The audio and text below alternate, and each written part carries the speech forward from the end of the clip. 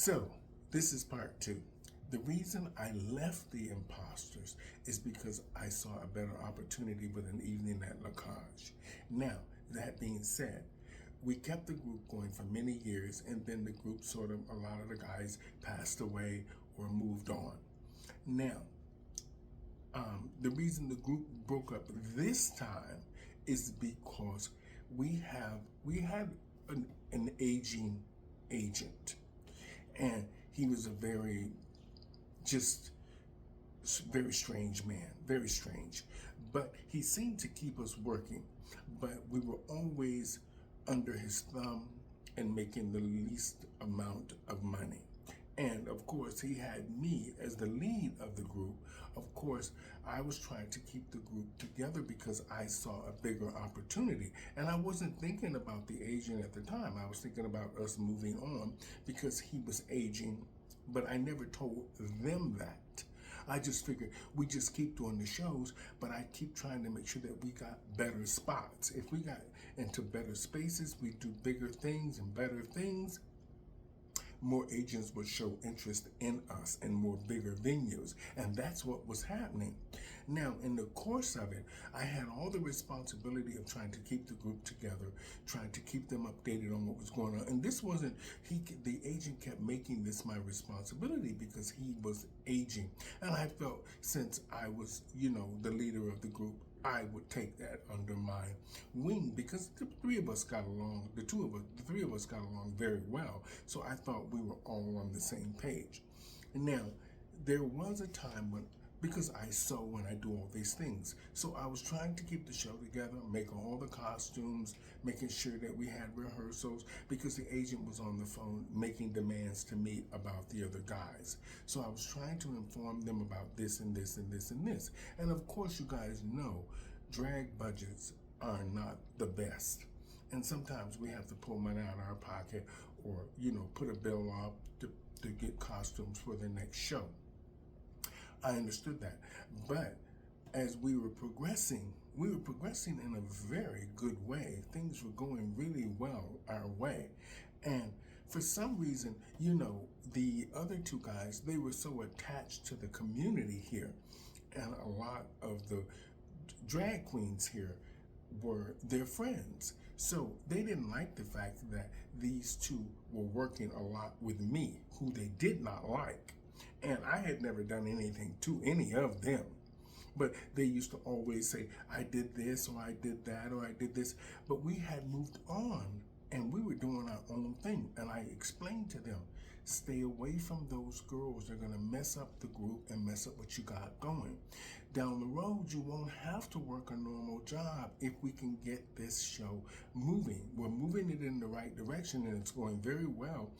And all of a sudden, we were doing the shows, and they came to me one night because the casinos started showing interest in us. So I said, okay, well, for Dream Girls, let's get these big, those big ruffle coats that all drag queens have. So me not remembering, because I had so much on my mind with where the show needed to go and what we were planning on doing. And only me and the agent knew that the show might get shown on television, or we might get a 5-night week spot in a casino. I tried to keep those things to myself because we hadn't got them yet, but we knew that people were interested in us for that, the Impostors. So once after we produced the documentary and we did the shows in Port Hope and a few other places, we really started getting a lot of interest, but I never said anything to them because I didn't want to freak them out with being, the pressure of all of it. I knew I could handle it. I didn't think they could handle it. So when it came down to the ruffle coats, they gave me the money for the ruffle coats. This is what broke us up. And this is now how I remember it. And I know they remember it. I gave the money to the agent for our ruffle coat. And he said that he was going to either have the coat sent to his house or he was going to send them to my boyfriend's house. Now, over the course of the time, they kept asking me about the coat. I kept asking Nick about the coat. I said, well, what's happening with the coat? Sheila, which was his wife, she says, oh, well, the coats are on their way, but we couldn't find one of the coats, so we're just waiting to see if we can get the other coat, and then we'll have them all come together. I said, okay. And I never thought anything else about the coats because he was the agent, and I knew eventually we would get the coats. We never got the coats. I never thought anything about it because there was so much going on. But this one performer said to me that she gave me the money. But, you know, this is just as how slick and sly queens think they really are. Once I remembered both of them looking at me when I gave that money to the agent. So they know I did not take their money and just run off with it, with their money. They saw me give that money to the agents because I gave the money to the agents. Once they gave it to me in the space, I gave it to the agent in the space, which was sitting right there. So they saw that. So they could never say I took their money and didn't give them the coats. Now, once we start talking a little bit, I said, well, let me just see if I can get the group back together because there was some opportunity maybe coming and we could do the shows together. But I really didn't want to do the shows because I was really upset with them because they actually, after me making a lot of the clothes for the show for free and doing a lot of the things for them, getting the bookings, making sure that they were paid, and for them to think that I would take their $200 for a ruffle coat and then just be working with them and never say anything about the ruffle coats. I'm a queen, honey. I love glittery things. I love fabulous things. I was more worried about the coats like they were. But I had so much going on, I didn't think anything of it. So I'm thinking to myself, why didn't you say something to Nick? Because you know I told you that I gave that money to Nick, but you saw me give the money to Nick. So now that I'm thinking about how it all unfolded. So now this one queen is telling me, well, I want you to apologize and say that I said, I'm not apologizing for nothing. First of all, it's because you knew I gave your money to Nick, the agent, for those coats.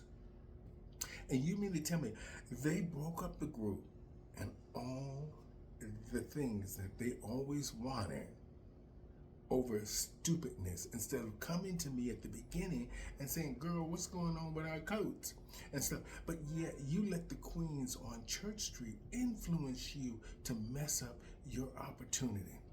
Well, you know, today, you know, things happen for a reason. And since I've gotten rid of all that, things happen for a reason.